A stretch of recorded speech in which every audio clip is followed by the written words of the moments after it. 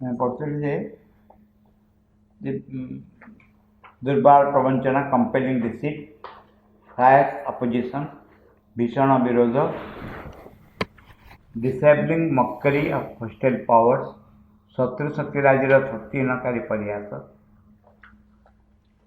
देवता देवदूतगणकर आश्वास सहायता मैत्री help and comfort and communion of the gods the divine messengers तापर कहते जेदिन पर्यंत पूर्ण भाव में प्रस्तुत न होता है से दिन पर्यंत till all is ready and the increasing descent finds a being a nature prepared and condition और its complete rule and its all encompassing presence से दिन पर्यंत जीवन समुद्र में गोटे प्रबल और दीर्घकाल व्यापी मंथन विप्लव चलू थाए फल अमृत गरल दुई तीव्र भाव में उठी आसता है churning of the ocean of life with strong emergence of the nectar and the poison is enforced. यही भाव में भल मंद भितर देखिए जीवा पड़े कारण कौन सी साधना रे किसी दिन भल अवस्था आसे पुणी खराब अवस्था आसे पुणी किसी दिन भल अवस्था आसे पुणी खराब अवस्था आटे स्ट्रेच किसी हुए कारण आम भितर विभिन्न पोर्सन थाए से पोर्सन उपरକୁ उठी आसे किंतु से गोटे से आउ तार नुआ कथा कहते ना but if the equality and psychic light and will are already there समता चौचस्तर आलोक संकल्प जब थाए सिचुएशन चेंज हो जाए फर्स्ट कथा इमिडिएट कहूँ जे फर्स्ट हावे समता व्हाटएवर सिचुएशन जड़े कौन भासीजन कौन बहुत उल्लास हेनी कि मन दुख कर ये अवस्था गोटे आपर चैत्य सत्तार प्रभाव थी बाह्य जीवन संकल्प संकल्प मान कौन हम ना गोटे सेंट्रल सिंसियरिटी थी अर्थ हूँ भितर सतरे जड़े चाहूब इनस्पाइट ऑफ ऑल द डिफिकल्टी चाहूब ताहले सिचुएशन बहुत चेंज हो दुईटा जिनस गोटे हूँ नंबर वन हूँ कौ कथार हताश हेनी समता गोटे रोटे बहुत बड़ा समता एक नंबर दुई नंबर हूँ चैत्य पुरुषर संकल्प जो जो कौन कही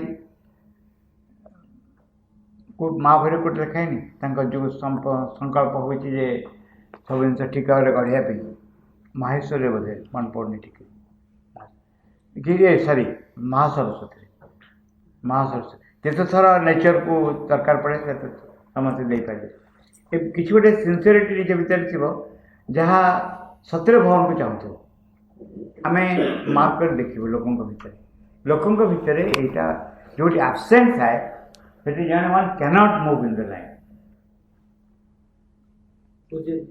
केमती देखो मुझे आसली मातृगण को माँ को अट्राक्ट होकर आसली श्रीमंत वर्णना कर मनकर गोटे बंधुक सागर आसे मु बंधु प्रति अट्राक्टेड से जेहेतु आसले मुझे पलि मुझे अटैच टू माय फ्रेंड से फ्रेंड जुआड़े जा मुझे चलीगली ये गोटे चांस मिले व्यक्ति गोटे चांस मिले से चांस रे सुजोग कौन हुए या भितर देकी मोर अंतरात्मा जागृत हो पारे जदि ना हम सेंट्राली मुझे कंट्रीब्यूट करूनी मोर केन्द्रीय आस्पुरा नहीं मुझे चाहूनी सेंट्राली मो आउ को सांगर इन्फ्लुएंस रे आ सो ऑटोमेटिकली फर्स्ट चांस में चाहिए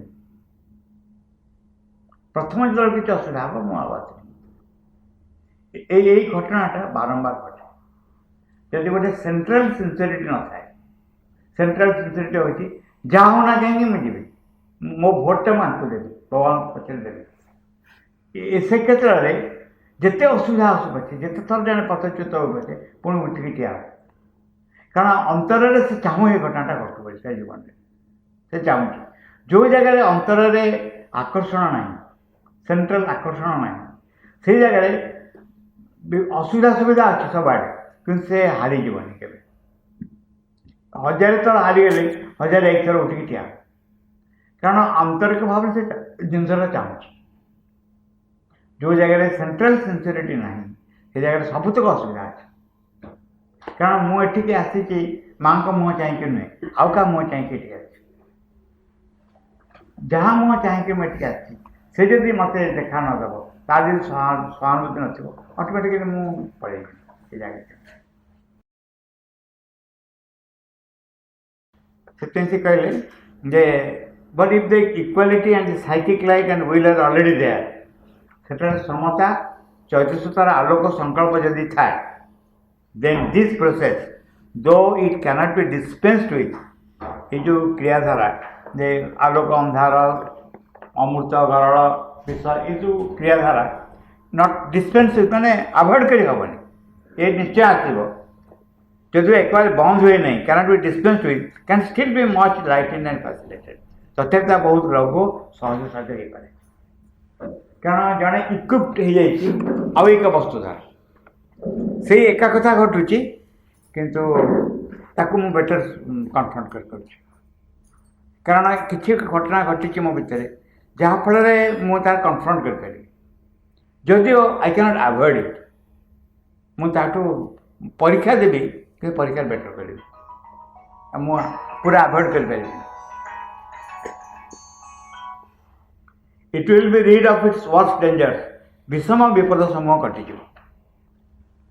ଯେତେବେଳେ ଘୋର ଅନ୍ଧକାର ଭିତରେ ଯେଉଁଥିରେ ଅନ୍ୟମାନେ ଚାପି ହେଇକି ନଷ୍ଟ ହେଇଯାଆନ୍ତି, ସେଥିରେ ଯଦି ଚୈତ୍ୟ ପୁରୁଷଙ୍କର ପ୍ରଭାବ ଥିବ, ସଂକଳ୍ପ ଥିବ ଜୀବନରେ, ତାହେଲେ ଭୀଷଣ ବିପଦ ସମୂହ କଟିଯିବ।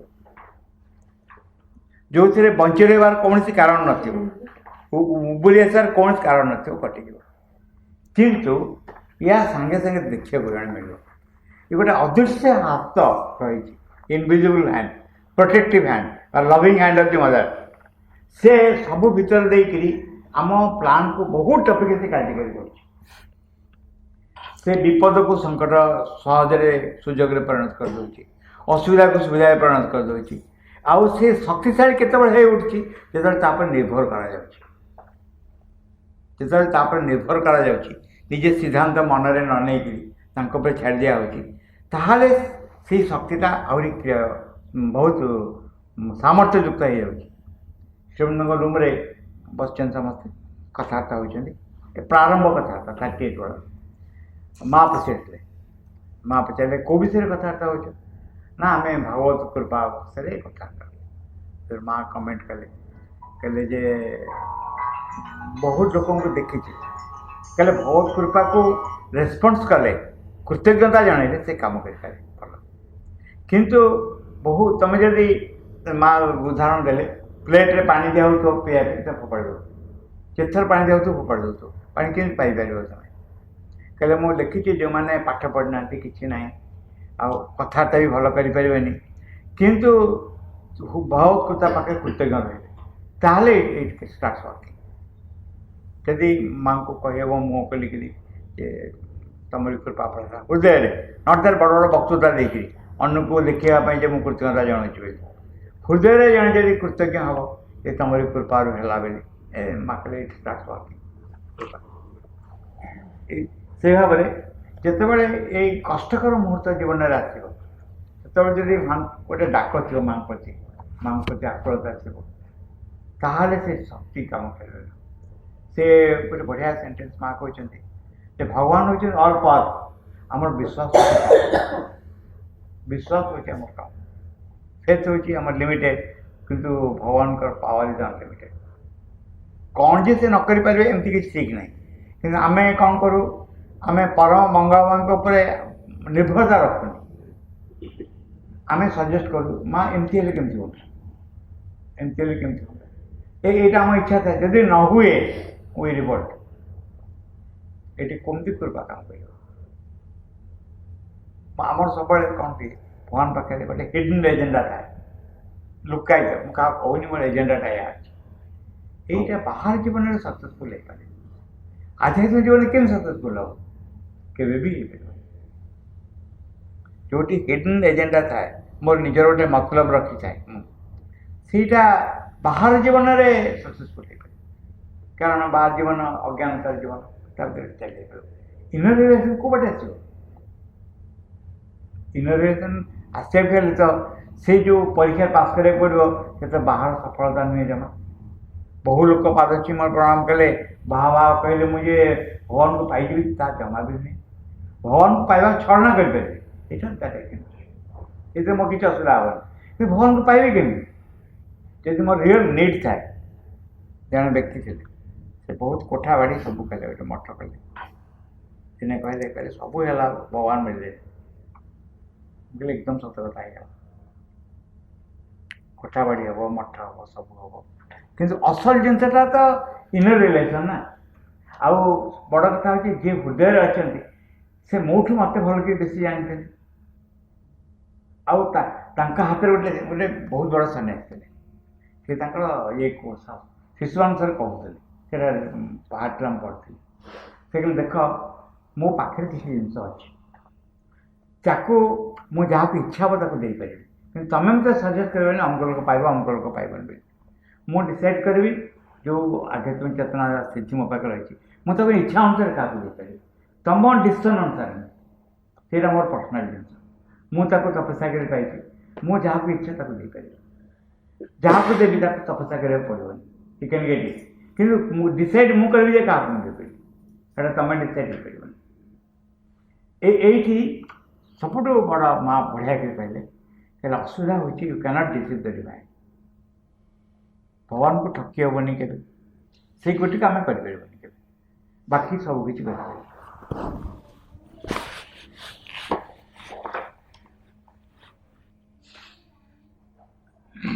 It will be rid of its worst dangers. বিষম বিপদ সময় কটিଯିବ.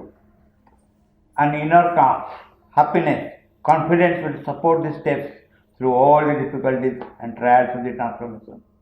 ଅନ୍ତରରେ ଗୋଟେ ଶାନ୍ତ ଭାବ, ଆନନ୍ଦ ଭରସା ଉତରି ଆସି ରୂପାନ୍ତର ପଥରେ ଯେଉଁ ସବୁ ବାଧା ପରୀକ୍ଷା ଅଛି ସେସବୁକୁ ଅତିକ୍ରମ କରିବାକୁ ସାହାଯ୍ୟ କରିବ। ଏଇଟା ହେଉଛି ବହୁତ ବଡ଼ ଗ୍ରେଟ୍ ହେଲ୍ପ ହେବ। ଗୋଟେ ଇନର କାମ୍, ଅନ୍ତରର ଶାନ୍ତ ଭାବ, ଆନନ୍ଦ ଭରସା, ଗୋଟେ ଆସ୍ଥା, ଗୋଟେ ସେ ଚାଲି ଆସିବ ଆଉ ଚେତନାକୁ ଆପ୍ଲୁତ କରିବ। ସେତେବେଳେ ଯେତେ ଯାହା ହେଲେ ଅସୁବିଧା ହେବନି। ମହାରାଜ କହିଛନ୍ତି ନା, ପ୍ରପତ୍ତି କହୁଥିଲେ କି ବୈଷ୍ଣବଜୀ କହିଛନ୍ତି ଯେ ମନେ କରନ୍ତୁ ରୂପାନ୍ତର ଲାଗିବ 300 ବର୍ଷ କି 400 ବର୍ଷ କି 1000 ବର୍ଷ, କିନ୍ତୁ ଆମେ ଯଦି ତା ପୂର୍ବରୁ ପାଦ ରଖିବା ପାଇଁ ଗୋଟେ ଜାଗା ଠିକ୍ କରିଦେବା, ତାହେଲେ ଯେତେ ବର୍ଷ ରୂପାନ୍ତର ଲାଗିବ କ'ଣ ଅଛି, ଏଇଟା ବୈଷ୍ଣବ କହୁଛି। ତାମାନେ ହେଉଛି ଭିତରେ ଏମିତି ଏକ ପୋର୍ସନ୍ ଜାଗା ଠିକ୍ କରିବା ଯେଉଁ ଜାଗାରେ ପଶିଗଲେ ବାହାର ଝଡ଼ଝଞ୍ଜା ନିଜକୁ ଲାଗିବନି, ଜଣେ ଇନୱାର୍ଡଲି ଫ୍ରି ହେଇକି ରହିବ। ତାପରେ ଯେତେ ବର୍ଷ ଯାହା ଲାଗିବ ଇଟ୍ ଡଜଣ୍ଟ ମ୍ୟାଟର, କାରଣ ଆମେ ରହିବା ପାଇଁ ଘରଟେ କରିଦେବୁ। ଝଡ଼ଝଞ୍ଜା, ଅସୁବିଧା, ଶୀତ କାକରେ ଆମେ ତା ଘର ଭିତରେ ପଶିଯାଇପାରିବୁ ଏବଂ ତାହା ହିଁ ପଶିଯିବୁ। ଏଇ ହେଉଛି ଗୋଟେ ସ୍ଥିତିର କଥା, ଯେଉଁ ସ୍ଥିତିକୁ ଇଣ୍ଡିଭିଜୁଆଲି ଜଣକୁ ହାସଲ କରିବାକୁ ପଡ଼ିବ। ଏଇଟା କେହି କାହାକୁ ବତେଇ ଦେଇପାରିବେନି, ହେଲ୍ପ କରିପାରିବେନି, କିଛି ହେଇପାରିବନି। ମୁଁ ଦାଦାଙ୍କୁ ଦିନ ପଚାରିଥିଲି, ମୁଁ କହିଲି ମା ଆପଣଙ୍କୁ ଇନର ରିଲେସନ୍ ଦେଇଦେଲେ, ଆପଣ ଦେଖିଛନ୍ତି ମା ଦେଇଦେଲେ, ଆଉ ଏଇଟା ମା ସିନା ଆପଣଙ୍କୁ ଦେଲେ, ଅନ୍ୟାନ୍ୟ କଥା କ'ଣ ହେବ? ତାହା କହିଲେ ଯେ ସେମାନେ ସବୁ କାମ କରିବା ଠିକ୍ ସମୟରେ ଆସିବ। ଯଦି କାରଣ ଏଇ ଗୋଟିକ ଯଦି ନ ହେଲା କିଛି ତ ହେଲାନି ନା। ଯଦି ଆମେ ଅନ୍ତରରେ ଆମେ ତାକୁ ସିରିୟସ୍ ନ ହେଲୁ, ଆମେ could not come in contact with the true thing, ତାହେଲେ ଆମ କ'ଣଟା ଆମେ କଲୁ? ତାମାନେ ଆମ କାମ ଯଦି ବହୁତ ପରୀକ୍ଷା ଦେଇକି ଫେଲ୍ ହେଲେ, ତାମାନେ ପଢ଼ାପଢ଼ିରେ କିଛି ପ୍ରୋବ୍ଲେମ୍ ରହିଗଲା, ଆଉ ଦେଖିବାକୁ ପଡ଼ିବ ମୋ ପ୍ରିପାରେସନ୍ରେ କିଛି ପ୍ରୋବ୍ଲେମ୍ ରହିଗଲା। ଏବଂ ସ୍ଲୋଲି ଭଗବାନଙ୍କ କୃପାରେ ଦେଖିବ ଯେ କେଉଁଠି ମୋର ଅସୁବିଧା ରହିଛି, କେଉଁ ଅସୁବିଧା ରହିଛି, ମୁଁ କ'ଣ ପାଇଁ ଘରଦ୍ୱାର ଛାଡ଼ିକି ଆସିଲି ଆଉ କ'ଣ ପାଇଲି, ସବୁ ଇଆଡ଼କୁ ଆସିକି କ'ଣ ପାଇଲି। ଏଇ ଜିନିଷଟା ସେନ୍ସ ଆସିବ ଯେତେବେଳେ ଚୈତ୍ୟ ପୁରୁଷ ଜାଗ୍ରତ ହେବ। ତା ପୂର୍ବରୁ ସେନ୍ସ କେବେ ଆସିବନି, ବହି ପଢ଼ିଲେ ଆସିବନି, ବହି ନ ପଢ଼ିଲେ ବି ଆସିବନି। And the growing force profiting by the full ascent of the nature ଏବଂ କ୍ରମବର୍ଦ୍ଧମାନ ଦିବ୍ୟଶକ୍ତି ବ୍ୟକ୍ତି ସ୍ୱଭାବର ପୂର୍ଣ୍ଣ ଅନୁମୋଦନ ପାଇ will rapidly diminish and eliminate the power of the opposing forces. ବିରୋଧୀ ଶକ୍ତିରାଜିଙ୍କୁ ଶୀଘ୍ର ହିଁ ପରାଭୂତ ବିଧ୍ୱସ୍ତ କରିବ। ଏଠି କଣ୍ଡିସନ୍ ବଢ଼ିଆ କଣ୍ଡିସନ୍ ହେଉଛି ଗ୍ରୋଇଂ ଫୋର୍ସ, ଯେଉଁ ଦିବ୍ୟଶକ୍ତି ଧୀରେ ଧୀରେ ବଢ଼ି ଉଠିଛି, ପ୍ରଫିଟିଂ ବାଇ ଦି ଫୁଲ୍ ଆସେଣ୍ଟ ଅଫ୍ ଦି ନେଚର, ଆମର ସପୋର୍ଟ ପାଇଁ। କାରଣ ଦିବ୍ୟଶକ୍ତି ମହାବୀର ପ୍ରଥମ ଅଧ୍ୟାୟ ଲେଖେ ଯେ ଯେତେ ଥର ଦିବ୍ୟଶକ୍ତି ଉତ୍ତରି ଆସୁଥିବେ ଏବଂ ତାଙ୍କୁ ତାଙ୍କର ସତ୍ୟକୁ ପ୍ରଚାର କରୁଥିବେ, ସେମାନେ ଯଦି ଯାଇକି ମିଥ୍ୟାକୁ ଆଚରଣ କର ତାହେଲେ ରୂପାନ୍ତର ହେଲାନି ବୋଲି ଦୋଷ ଦିଅନି। ଦିବ୍ୟକୃପା କାମ କଲାନି ଦୋଷ ଦିଅନି, ଦୋଷ ଦିଅ ତମ ମିଥ୍ୟାଚାର। ଯଦି ଆମେମାନଙ୍କର କନସେଣ୍ଟ ମିଳିବ ମାନେ କ'ଣ, ଆମେମାନେ ହଁ ବୋଲି କହିବୁ ତାଙ୍କୁ ସେ ଆମ ହୃଦୟ ଭିତରେ କାମ କରୁଛନ୍ତି ଏବଂ ଆମେ ପରିଷ୍କାର ବୁଝିପାରିବୁ କେଉଁ ଜିନିଷ ସେ ସପୋର୍ଟ କରୁଛନ୍ତି, ହେଲ୍ପ କରୁଛନ୍ତି, ସେ ହେଲ୍ପରୁ ଓହରି ଆସିବନି, ତାହେଲେ କାର୍ଯ୍ୟ ବହୁତ ତୀବ୍ରତର ହେବ। କାରଣ ଠିକ୍ ସମୟରେ we give consent to the falsehood then to the presence. ଏଇଟା ଘଟେ ସବୁବେଳେ ନିଜ ଭିତରେ। ତେଣୁ ଜଣେ ଦେଖିବାକୁ ପଡ଼ିବ ଯେଉଁ ଜିନିଷ ଧୀରେ ଧୀରେ ବିକଶିତ ହେଉଛି, ଫୁଟି ଉଠୁଛି, ତା ପ୍ରତି ଆମ ସମର୍ଥନ ଅଛି ନା ନାହିଁ। ତାକୁ ଯଦି ଅଣଦେଖା କରିବୁ, ତାକୁ ଗୁରୁତ୍ୱ ନ ଦେବୁ, ତାହେଲେ ଏଠୁ ଗ୍ରୋ ହେବ ସ୍ଲୋଲି। ଗ୍ରୋ ଆୱେ ସିନ୍ସିୟର ଜାଗାରେ ଶ୍ରୀମନ୍ତ ମନା କରିଛନ୍ତି। ଗ୍ରୋ ଆୱେ ନୁହେଁ, ଡେରି ହେଇଯିବ ବହୁତ। ଥରେ ଭଗବାନ ହଁ କହିଲା ପରେ ସେ ସପୋର୍ଟ କାଢ଼ନ୍ତିନି, କିନ୍ତୁ ସମୟ ଲାଗେ, ବହୁତ ସମୟ ଲାଗେ। ଇଭିନିଂ ଟକ୍ସରେ ପତିତ ପାବନ ଶବ୍ଦଟା ଲେଖା ଅଛି। ଇଭିନିଂ ଟକ୍ସରେ କିନ୍ତୁ ଶ୍ରୀମନ୍ତ ଯେଉଁ ବିଷୟ ଲେଖିଛନ୍ତି ସେଟା ଅସୁବିଧା। ଶ୍ରୀମନ୍ତଙ୍କୁ ପଚରା ହେଇଛି ଯେ ପତିତ ପାବନ ବୋଲି କିଛି ନାହିଁ। ଶ୍ରୀମନ୍ତ କହିଲେ ମିୟର ଇମୋସନାଲିଜିମ୍ ନା କ'ଣ ଗୋଟେ ଏମିତି ଗୋଟେ ଶବ୍ଦ ବ୍ୟବହାର କରିଛନ୍ତି। ତା ଅର୍ଥ ହେଉଛି ଚାନ୍ସ ଥାଏ, କିନ୍ତୁ ଜଣେ ଯଦି ଭଗବାନଙ୍କର ମୁହଁ ନ ଫେରେଇବ, ନିଜ ଭିତରେ କିଛି ନଥିବ, କେମିତି ହେବ? ମୁଁ ମନେକର ମୋ ଭୁଲ ପାଇଁ ମୁଁ ଅନୁତପ୍ତ, ସେଇଠି ତ ଗୋଟେ ଚାନ୍ସ ନା। ଆଉ ମୋ ଭୁଲ ପାଇଁ ମୁଁ ଅନୁତପ୍ତ ହେବିନି, ମୋ ଭୁଲକୁ ମୁଁ ସପୋର୍ଟ କରିବି, କେମିତି ହାଉ କ୍ୟାନ୍ ଆଇ କମ୍ ଆଉଟ୍? ପତିତ ପାବନ ଅର୍ଥ ହେଉଛି ଜଣଙ୍କୁ ଆଡ଼କୁ ଯଦି ଫେରିକି ଚାହିଁବ ଏଇ ମୋତେ ଉଦ୍ଧାର କରିବେ ବୋଲି, ଏଇଟା ହେଉଛି ଫାର୍ଷ୍ଟ କଣ୍ଡିସନ୍ ବୋଲି ସେ କହୁଛନ୍ତି। ବ୍ଲେସିଂସ୍ ଅଫ୍ ଦି ଗ୍ରେସ୍ରେ ପରିଷ୍କାର ବର୍ଣ୍ଣନା କରାଯାଇଛି। ପ୍ରଥମ କଥା ଯେଉଁ କନଫିଡେନ୍ସ ଆସିବ ସେ ମା' ମୋତେ ରକ୍ଷା କରିବେ, ମା' ହିଁ ମୋତେ ଉଦ୍ଧାର କରିବେ, ଏଇ ଆଶାଟା ଥିବ। ଏଇଟା ତ ଏଇ ଟ୍ୟାକ୍ସ ମା' କହିଲେ ଏଇଟା ହେଉଛି ପ୍ରଥମ ଷ୍ଟେପ୍ ତୁମ କାମର। ତୁମେ ଯଦି ଜାଣିବ ଯେ ମୁଁ ତୁମକୁ ନିଶ୍ଚୟ ସାହାଯ୍ୟ କରିବି, ବାହାର କରି ଆଣିବି ଏ ଅବସ୍ଥାରେ, ଏଇ ଭାବଟା ହେଉଛି ପ୍ରଥମ ଷ୍ଟେପ୍। ନେକ୍ସଟ ବାକି ସବୁ ଫଲୋ କରିବ। ଯଦି ଏଇଟା ନଥିବ କ'ଣ ଫଲୋ କରିବ? And the growing force profiting by the full ascent of the nature, କ୍ରମବର୍ଦ୍ଧମାନ ଦିବ୍ୟଶକ୍ତି ବ୍ୟକ୍ତି ସ୍ୱଭାବର ପୂର୍ଣ୍ଣ ଅନୁମୋଦନ ପାଇ will rapidly diminish and eliminate the power of the opposing forces. ବିରୋଧୀ ଶକ୍ତି ରାଜିଙ୍କୁ ଶୀଘ୍ର ହିଁ ପରାଭୂତ ବିଧ୍ୱସ୍ତ କରିବ। ଯେତେ ଅସୁବିଧା ଆସୁଥିବ ଏଇ ଜିନିଷକୁ ଠିକ୍ ହେବ। ଦୁଇଟା ଜିନିଷ quite opposite each other. Imagine କର ୟାଙ୍କର କେତେ ଗୋଟେ ପଟେ ବିଭୀଷଣ ଅଛନ୍ତି, ଶ୍ରୀରାମଚନ୍ଦ୍ର ରାବଣ ଯୁଦ୍ଧ କରୁଛନ୍ତି। ଶ୍ରୀରାମଚନ୍ଦ୍ରଙ୍କୁ ଶକ୍ତି ବେଦ, ଲକ୍ଷ୍ମଣ ଶକ୍ତି ବେଦ ନୁହେଁ, ଶ୍ରୀରାମଚନ୍ଦ୍ରଙ୍କୁ ନାଗପାଶ ସ୍ୱରରେ ବାନ୍ଧି ହେଇଛି। ନାଗପାଶ ସ୍ୱରରେ ଶ୍ରୀରାମଚନ୍ଦ୍ର ଲକ୍ଷ୍ମଣ ବନ୍ଧା ହେଇଛନ୍ତି। ବନ୍ଧା ହେଇଛନ୍ତି ମାନେ ବେଶ୍ ଜୋରରେ ବନ୍ଧା ହେଇଛନ୍ତି। ନାଗପାଶ ଅସ୍ତ୍ର ହେଉଛି ସାପମାନେ ଆସି ବାନ୍ଧି ଦେଇଛନ୍ତି, ଆଉ ଶ୍ରୀରାମଚନ୍ଦ୍ର ଲକ୍ଷ୍ମଣ ଦେଉଁସି କାନ୍ଦୁଛନ୍ତି। ସେଠି କାନ୍ଦୁଛନ୍ତି କେମିତି ଆମେ ହଇରାଣ ହେଲୁ, କ'ଣ ହେଲୁ। ବିଭୀଷଣ ମନ କ'ଣ ହେଉଛି? ଏପଟେ ରାବଣ ପାଖକୁ ଛାଡ଼ିକି ଆସିଛନ୍ତି, ଏପଟେ ଯାହାଙ୍କ ଆଶ୍ରୟ ରହିଛନ୍ତି ସେ ଛୋଟ ପିଲା ଭଳିଆ କାନ୍ଦୁଛନ୍ତି। ଏ କେମିତି ଭଗବାନ ହେଲେ? ଏ ତ ଆସିବ ସନ୍ଦେହ। ବହୁତ ମନ କଷ୍ଟରେ ସେ କହିଲେ ମନେ ମନେ ଭାବିଲେ, କହିଲେ ଯଦି ଭଗବାନ ହେଇଥାନ୍ତି ଗରୁଡ଼ଙ୍କୁ ଡାକିଲେ ପଳେଇ ଆସିବେ। ସେତେବେଳକୁ ଗରୁଡ଼ଙ୍କୁ କହିଲେ ପ୍ରଭୁ ଆପଣ ଟିକେ ଗରୁଡ଼ଙ୍କୁ ଡାକନ୍ତୁ। ସେ କହିଲେ ଗରୁଡ଼ ତ ଭଗବାନଙ୍କ ଅବତାର, ସେ କାହିଁ ମୁଁ ଡାକିଲେ ଆସିବେ? ତାଙ୍କ ମନ ଆହୁରି କ'ଣ ହେଇଥିବ। ତାପରେ କହିଲେ ନାଇଁ ଆପଣ ଆଗ ଡାକନ୍ତୁ ଏମିତି କହିଲେ। କହିଲେ ଆଚ୍ଛା ହଉ, ଏହାକୁ ଗରୁଡ଼ଙ୍କୁ ପ୍ରାର୍ଥନା କଲେ। ଗରୁଡ଼ ଜାଣିଲେ ଡାକୁଛନ୍ତି ବୋଲି ସେ ଆସିଲେ। ଗରୁଡ଼ ଯେମିତି ଆସିଲେ ତାଙ୍କର ବାସ୍ନାରେ ନାଗପାଶ ସରକାର ଛାଡ଼ିକି ପଳେଇଲେ। ସେ ଯେମିତି ମନେ ହେଲା ପାହାଡ଼ ଗୁଡ଼ା ସବୁ ଭାଙ୍ଗି ଯାଉଛି, ଗଛ ଗୁଡ଼ାକ ସବୁ ଉଡ଼ିକି ପଳେଇ ଯାଉଛି, ତାଙ୍କ ପକ୍ଷାଘାତ ଏତେ ଜୋର ହେଲା। ସେ ଆସିଲେ, ଅମୃତ ନେଇକି ଆସିଥିଲେ, ଅମୃତ ତାଙ୍କ ଦେଲେ, ରାମ ରତ୍ନ କରିଥିଲେ। ନାଗପାଶ ତ ପଳେଇ ଯାଇଥିଲେ, ବାକି ଯେଉଁ ମାଙ୍କଡ଼ମାନେ ମରିଥିଲେ ସମସ୍ତଙ୍କ ଉପରେ ଅମୃତ ଛିଞ୍ଚିଥିଲେ।